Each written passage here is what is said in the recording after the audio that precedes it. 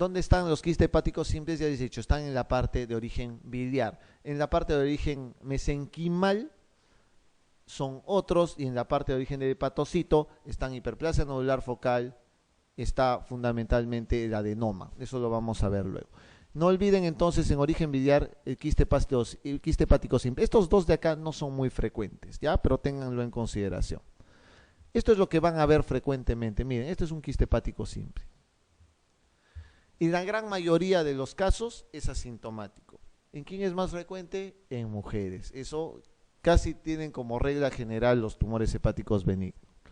¿Pueden ser únicos o múltiples? Cierto, pueden ser únicos o múltiples. A veces hay más de uno de ellos.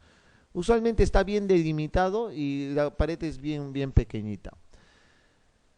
Usualmente encontramos quistes hepáticos simples. Justo hoy día me vino una pacientita que vino muy preocupada porque tenía en su ecografía un quiste hepático que aparentemente es simple, pero que mide 8 centímetros. Entonces es un tumor ya bastante grande, una lesión hepática bien grande. ¿Cuándo se da tratamiento a los quistes simples? Básicamente cuando ya tienen un tamaño considerable, más de 7, 8 centímetros, y cuando tiene síntomas. ¿Qué síntomas tienen? Usualmente dolor o pesadez, más no hay. No pasa absolutamente nada más con los quistes simples, ¿no? Pueden infectarse sí, pero no es muy frecuente, ¿no? Miren, este es un quiste simple pero grande, ¿no? ¿Cuál es el tratamiento? ¿Qué creen que se le puede hacer a este paciente? Simplemente los radiólogos, nuevamente acá les doy el tip para los radiólogos que quieren ser radiólogos, van a tener harta chamba con eso. Punción y aspiración. Se hace una punción percutánea y se inyecta etanol para tratar de cerrarlo, se llama etanolización, o pueden aspirar el contenido. Eso es lo que hacen los radiólogos intervencionistas, ¿no? Ya saben, drenaje percutáneo o fenestración, ¿no es cierto? Esos son los dos tratamientos. Solamente hagan o pidan este tratamiento cuando son quistes simples grandes. Si tienen un quiste simple de 10 milímetros, 12 milímetros, no le pidan ningún tipo de tratamiento de este tipo porque tiene más riesgo lesionar con la propia punción percutánea, con el drenaje percutáneo, que dejándolo nada más. Como es un quiste simple y es benigno, usualmente no tiene mayores inconvenientes, pero cuando tienen 7, 8 centímetros, da mucha pesadez, en ese caso sí debe ser tratado de esa manera. Pregunta 25. Otra pregunta así, bien chévere, pero esta ya creo que ya la pueden responder sin problemas. ¿El tumor hepático que está frecuentemente asociado al consumo de anticonceptivos orales es? ¿Cuál es? ¿Cuál es? Creo que quieren que me vaya. ¿Cuál es? ¿Cuál es? ¿Cuál es? Doctora. La hiperplasia nodular focal. ¿Alguien duda de eso? ¿Alguien rechaza, rehúsa la propuesta? Ok, es cierto en un punto que se ha dicho que la hiperplasia nodular focal se asocia al consumo de anticonceptivos. Eso es cierto, pero no es el más frecuente. El más frecuente es el otro que vamos a ver ahora, que es el adenoma hepatocelular. Es cierto, hay muchos que están asociados realmente a lo que es consumo de anticonceptivos orales, pero el que está totalmente demostrado y que realmente empeora cuando uno toma anticonceptivos es el adenoma hepatocelular. El adenoma hepatocelular es un tumor que es obviamente más frecuente en mujeres, 4 veces más frecuente en mujeres que en varones, siempre una proliferación benigna, ya saben que tiene origen en los hepatocitos, y este sí está asociado fuertemente a lo que es anticonceptivos orales. Ojo, este sí está asociado fuertemente a anticonceptivos orales, ¿sí?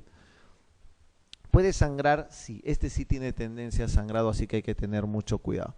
Miren cómo puede ser un adenoma, entonces cuidado con sus anticonceptivos.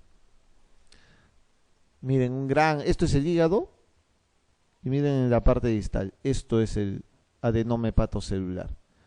Es encapsulado, amarillento, ¿no? Algunas veces un poco blanquecino. A veces suele ser pediculado, pero no siempre, ¿no? Y presenta vasos sanguíneos alrededor. pero es bien delimitado como ustedes pueden apreciar acá. Entonces, mucha atención a eso. Eso es un adenoma hepatocelular. Clínicamente, igual que todos los tumores hepáticos benignos, usualmente suelen ser asintomáticos, ¿ya? ¿Puede producir dolor? Sí puede producir dolor. ¿Puede simular una colecistitis? Puede simular una colecistitis aguda. Lo que sí va a pasar es que puede romperse y cuando se rompe da un abdomen agudo que tiene que ser operado. Y ese caso, la rotura está bien asociado a la toma de anticonceptivos orales. Cuando uno toma mucho anticonceptivo oral es usualmente relacionado a rotura del adenoma en este caso. Este dato sí es bien importante. Por ejemplo, la hiperplasia anular focal no degenera, el quiste simple no degenera y no se vuelven malignos. El adenoma hepatocelular excepcionalmente, es decir, es recontra raro, pero puede degenerar a malignidad, pero también es recontra raro que lo haga, ¿ya? Miren cómo es un adenoma hepatocelular, enorme, grandote, que ocupa prácticamente todo el lóbulo derecho del hígado, ¿no?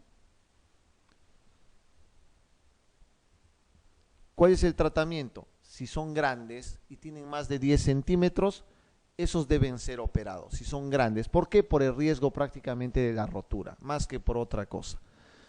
Si están asociados a los anticonceptivos, debe retirar el anticonceptivo siempre al paciente, ¿no? Si se rompe, cirugía de emergencia, no hay nada que hacer. Si otra vez, igual que en el caso del hemangioma cavernoso, si el paciente en este caso tiene un tumor extenso y no se puede operar, trasplante hepático podría ser una de las alternativas, ¿no?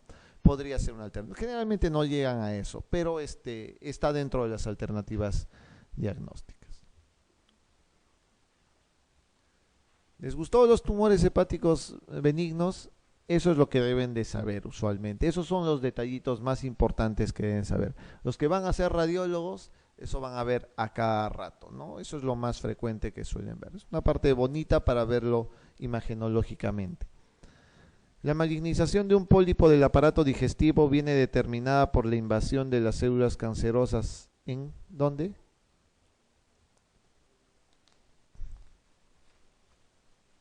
¿Dónde está? O sea, ¿cuándo ya se habla de malignización de un pólipo? ¿Cuándo invade qué? Muscular, pero ¿cuál muscular? Porque hay muscular y muscularis mucosae. Buena pregunta, ¿no? Justamente ahí los cogen. Todos se emocionan con la muscular.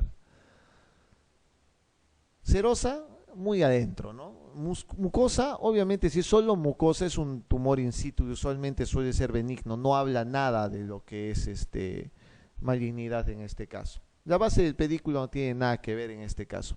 Estamos hablando de que ya uno ya tiene mayor tendencia a la malignización cuando invade esta primera parte que es la muscularis mucosae. Vean el siguiente cuadro. En este dibujo van a ver esto. ¿Ven la mucosa acá? Y lo que viene debajo es la muscularis mucosae. Después de eso viene la submucosa y después la muscular. Ojo, que cuando ya hay tendencia a la malignización es cuando pasa esto. Cuando pasa la muscularis mucosae. Ahora, eso es tendencia a. Cuando uno habla de un carcinoma in situ, un cáncer in situ, usualmente pueden sacarlo hasta la submucosa. Pero una vez que invade esta muscular, es tratamiento quirúrgico de todas maneras. Guárdeme el sublime, doctora, a mí también. Pregunta 27. Cuando en el curso de una colonoscopía en un paciente aparentemente sano se objetiva un pólipo, ¿qué es lo que deben de hacer?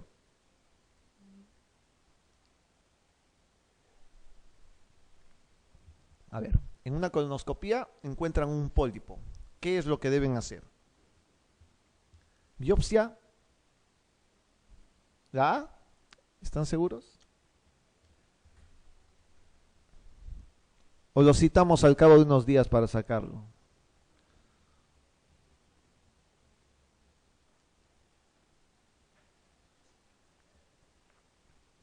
¿Qué dicen ustedes? Les voy a hacer la pregunta y lo van a responder de esta manera más fácilmente. Si ustedes tuviesen el pólipo, ¿qué cosa quisieran que hagan?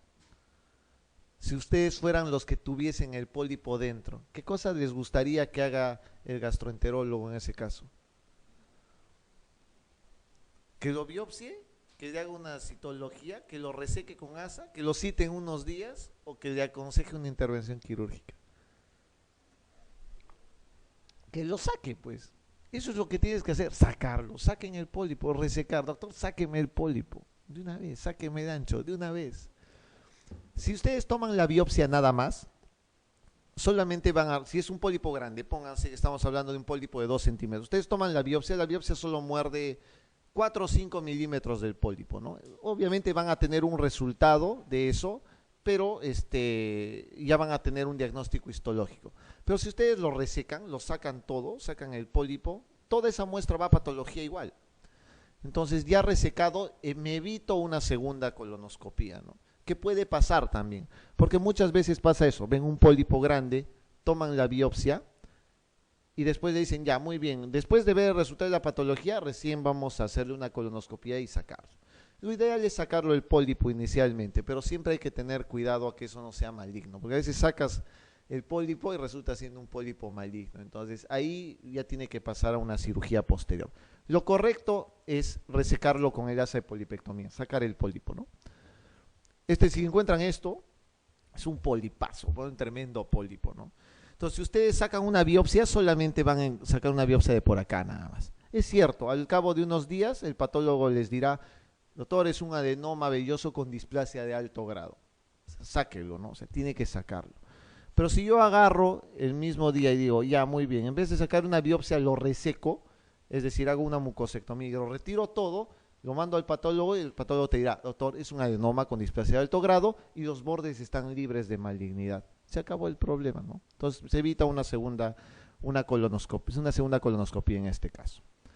Los pólipos pueden ser así, miren, césides, semipediculados o pediculados. Así pueden ser los pólipos. Obviamente más fácil de sacar son estos, ¿no? Porque tienen un tallito, un cuellito corto, aunque también pueden encontrar unos con un troncazo enorme de pedículo, ¿no?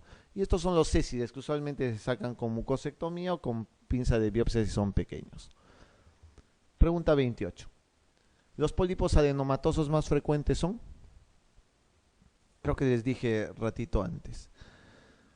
Los más frecuentes de los pólipos adenomatosos. Pregunta de San Marcos.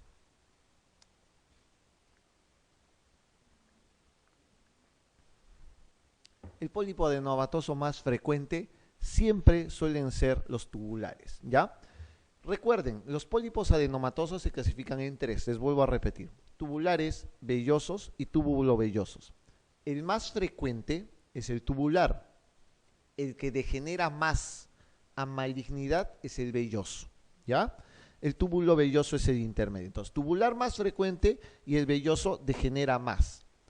Esas son las dos características bien importantes que tienen que tener, ¿ya? Más frecuente entonces los tubulares. Pregunta 29, regalada, ¿no? Con canto previo, como se llama, como se dice en el argot. Los pólipos adenomatosos con mayor potencial maligno, la doctora va a contestar, por ejemplo, que acaba de llegar. Acá el de mayor potencial maligno ya saben que es el velloso, ¿no es cierto? Mayor potencial maligno el velloso. El más frecuente es el tubular y el de mayor potencial maligno el velloso.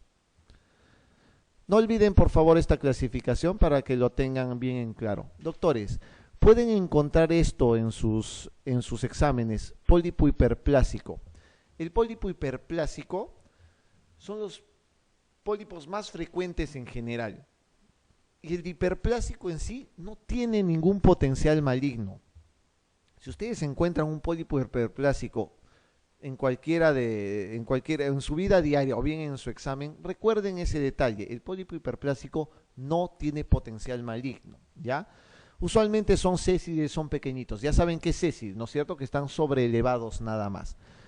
Pueden encontrar pólipos inflamatorios, que esos están asociados a colitis ulcerativa o enfermedad de Crohn. Esa es la otra. Y el tercer tipo de pólipo neoplásico son los amartomatosos, que ya ustedes conocen a qué se asocia el amartomatoso, ¿no? Al síndrome de Peutz-Jeghers, ¿no es cierto? Obviamente, estos pacientes que tienen pólipos amartomatosos no necesitas hacerle seguimiento endoscópico, porque usualmente no tienen tampoco potencial maligno, igual que los hiperplásicos, ¿ya? Pregunta 30. Paciente de 75 años, sin antecedentes clínicos de interés, consulta por un episodio de hematoquesia reciente. La colonoscopía total demuestra un pólipo único pediculado de unos 25 milímetros de diámetro, o sea, 2 centímetros y medio. En sigmoides con una ulceración en su cúspide, o sea, está ulceradito ya esto. ¿Qué actitud es la más adecuada en este paciente? A ver, más o menos según lo que les he contado, a ver, ¿qué harían con ese pólipo? 75 años, un pólipo de 25 milímetros con una ulceración en la parte superior, en la punta, en la puntita.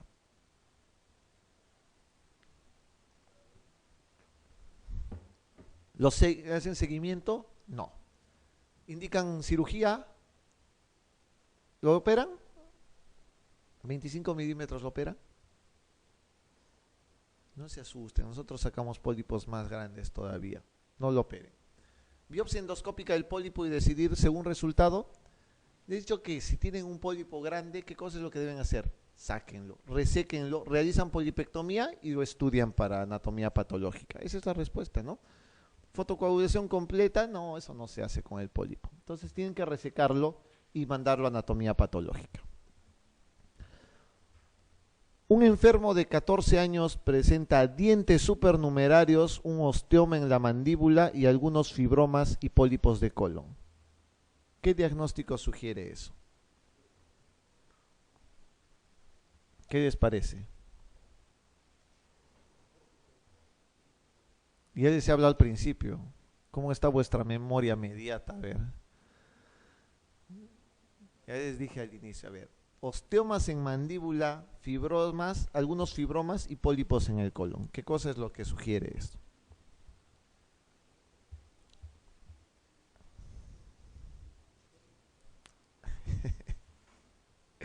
Revisen sus hojas, es contra sencillo, es el Gardner, pues, ¿no? El Gardner es el que tiene los osteomas, sobre todo esos osteomas en mandíbula, algunos fibromas. Por eso les he dicho, es importante en un momento que tengan en consideración esos detalles puntuales de cada uno de ellos, ¿no? De cada uno de ellos. Entonces, es importante que vean eso. Algunos fibromas y osteomas en mandíbula son típicos del Gardner también. ¿Son factores de riesgo para el cáncer de colon?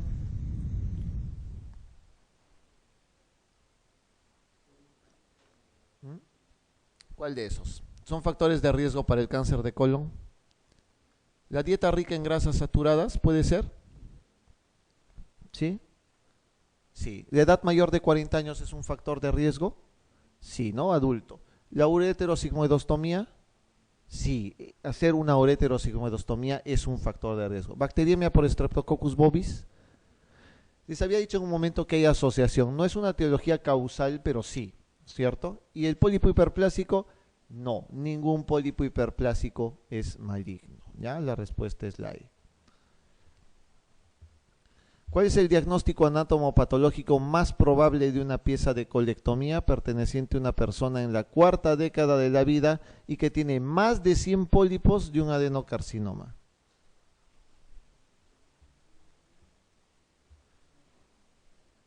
¿Otra vez tienen dudas? Está recontra fácil. Tiene una característica ahí que lo hace indiscutible. ¿Cuál es? O sea, ya este paciente está resecado, pero tiene 40 años, tiene más de 100 pólipos y tiene cáncer. ¿Qué es? ¿Qué era? Es una poliponatosis colónica familiar, una poliposis colónica familiar. Recuerden que degenera en el 100% de los casos y tiene más de 100 pólipos. El Muir-Torre tiene menos de 100, es abundante pero es menos de 100, no olviden eso. Respuesta E. ¿Cuál de los siguientes cuadros no es un síndrome de poliposis no hereditaria?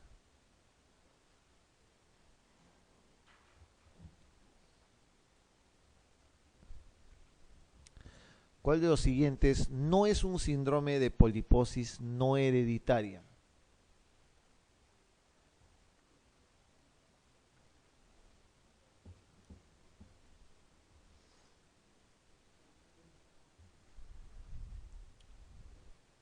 ¿Cuál?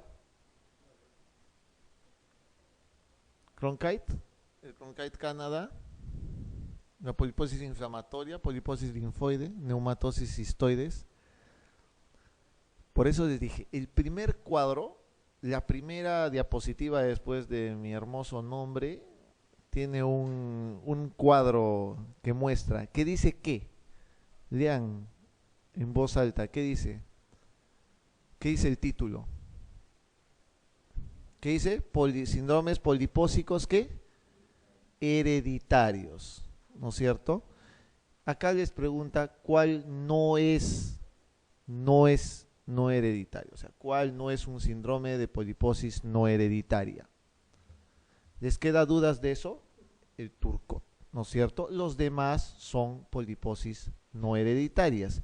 Estos son los síndromes de poliposis no hereditaria. Es la segunda parte para complicarles más la vida del primer cuadro que les había mostrado en un inicio, que son síndromes de poliposis hereditaria fundamentalmente. Los síndromes de poliposis no hereditaria son el Cronkite, la poliposis inflamatoria, la linfoide benigna y la neumatosis cistoides.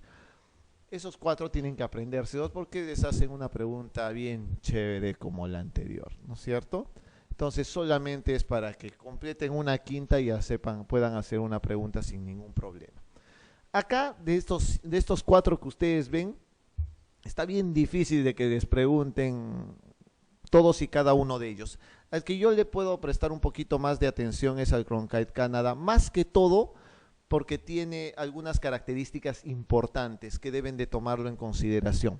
Es una poliposis juvenil, sí, y tiene estas alteraciones ectodérmicas que deben de tenerlo en consideración para las preguntas. Hiperpigmentación, alopecia y atrofia unguial. Ojo, esas tres cositas prestenle mucha atención porque eso puede ser una pregunta en el examen, ¿ya? Pregunta 35. Paciente de 72 años que como único tratamiento toma antidiabéticos orales.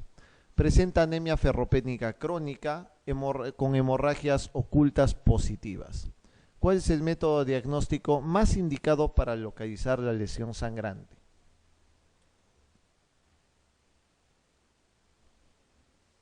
¿Cuál les parece?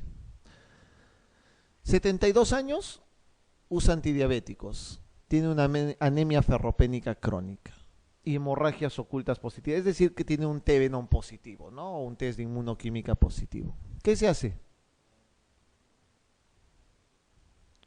¿Dudas? Doctora, ¿qué hace usted? ¿Cuál es? Mírenme, cuando les pregunto, mírenme.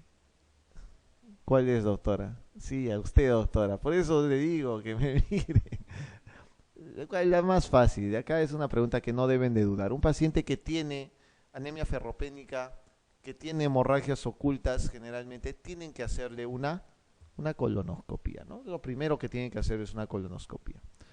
El tránsito intestinal, la endoscopía no se hacen, pero estamos hablando de un paciente de 72 años con anemia ferropénica crónica que tiene hemorragia oculta positiva. La hemorragia oculta positiva es más frecuente en problemas colónicos. Pregunta 36.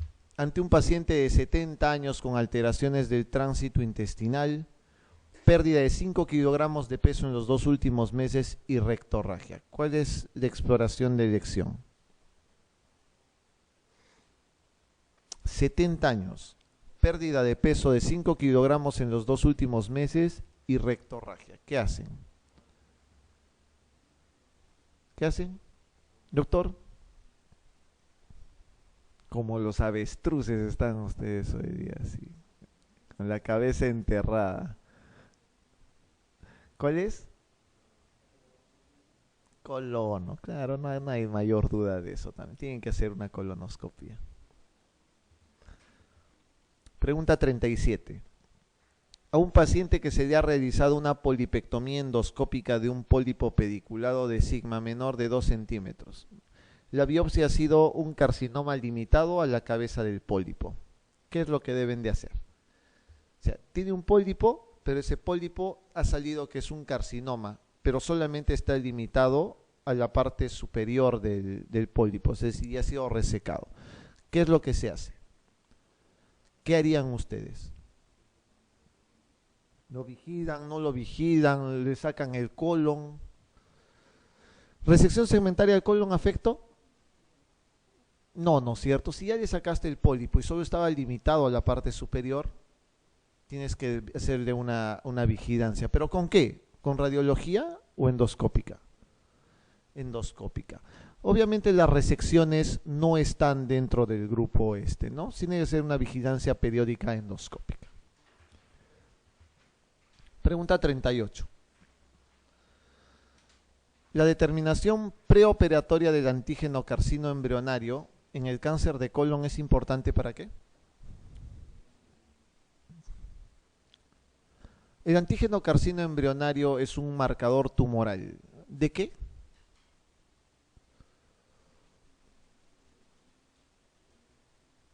Qué rico el sublime.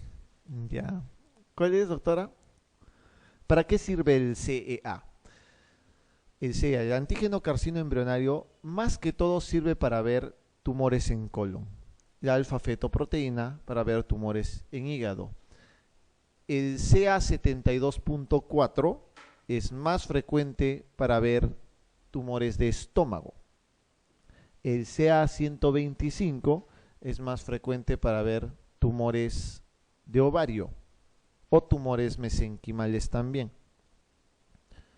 El CA199 es más frecuente para ver tumores de vías biliares y de páncreas. ¿Ya? Eso es para que lo tengan más claro para qué se usan los marcadores tumorales. En este caso, la determinación preoperatoria del antígeno carcino embrionario en un cáncer de colon, ¿qué cosa nos indicaría? ¿Para qué serviría? Es básicamente para seguimiento, es un seguimiento posoperatorio. Si ya lo has operado, es para hacer un seguimiento posoperatorio, más que todo para eso, ¿no? Pregunta 39. En un paciente con metástasis pulmonar sin afectación hepática por un carcinoma de probable origen intestinal, ¿cuál es la localización más probable del foco primario en este caso? Paciente con metástasis pulmonar pero sin afectación hepática. ¿Cuál es la ubicación más frecuente?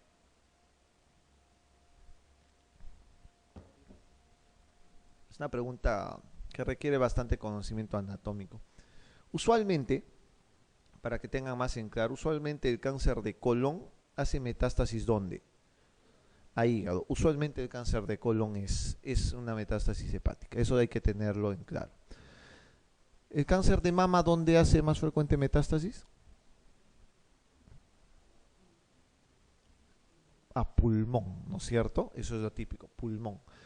Hay una pregunta en gineco, haciendo un paréntesis en todo esto, que dice, el lugar de ubicación menos frecuente de metástasis de un cáncer de mama es, y disponen de alternativas, pulmón, hígado y mama contralateral. ¿Qué pondrían ustedes? Es la mama contralateral. O sea, lo más frecuente sí es pulmón, puede pasar también a hígado, pero que de una mama salte a la otra es recontra raro. ¿Ya? O sea, no hay meta de ese tipo. Entonces es una pregunta típica de gineco que me acabo de acordar. En este caso estamos hablando de afectación hepática por un carcinoma intestinal probablemente. Usualmente los que llegan a tener metástasis pulmonares pero sin afectación hepática típicamente suelen ser los de recto sigmoide. Típicamente suelen ser los de recto sigmoide. Pero usualmente tengan en claro que cualquier tumor de colon básicamente tiene metástasis a hígado. ¿Ya?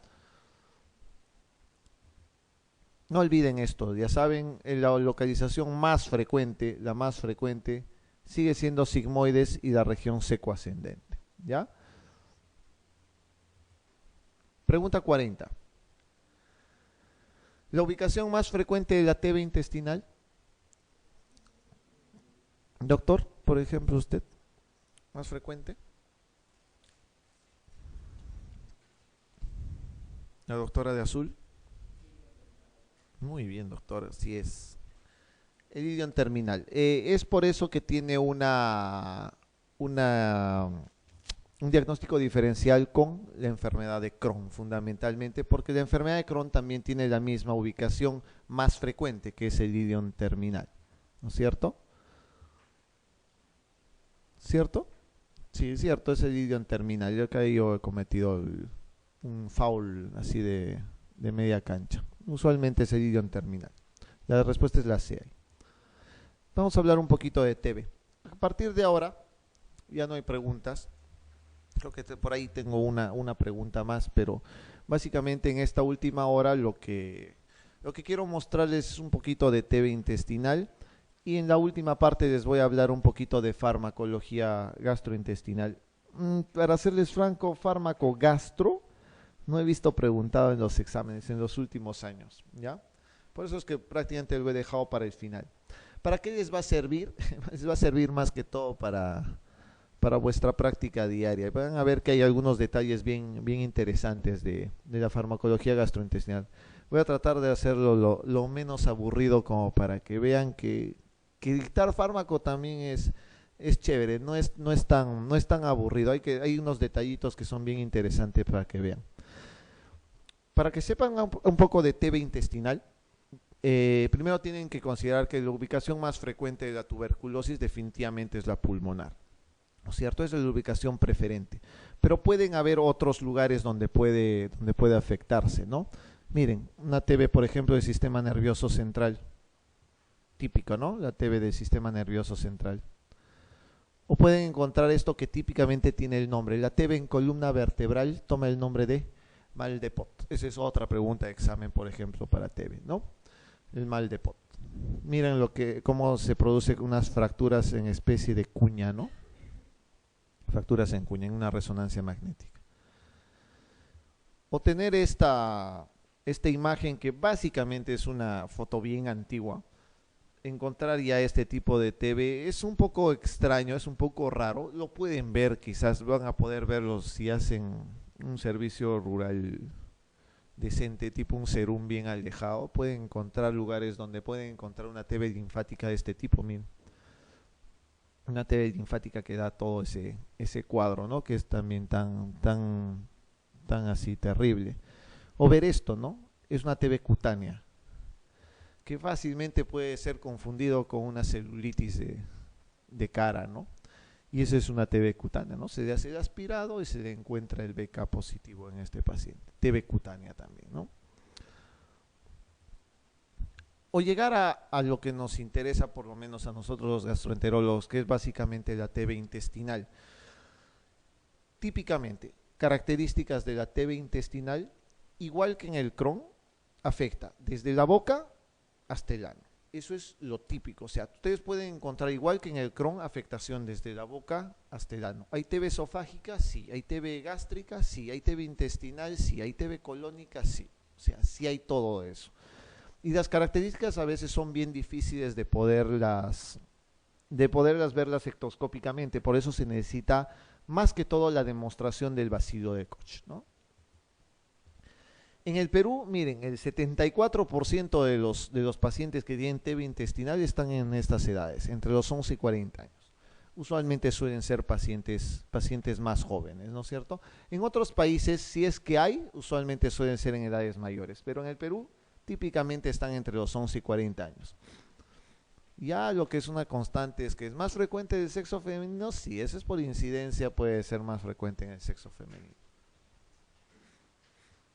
El ex sexo débil, ahora le llaman el ex sexo débil.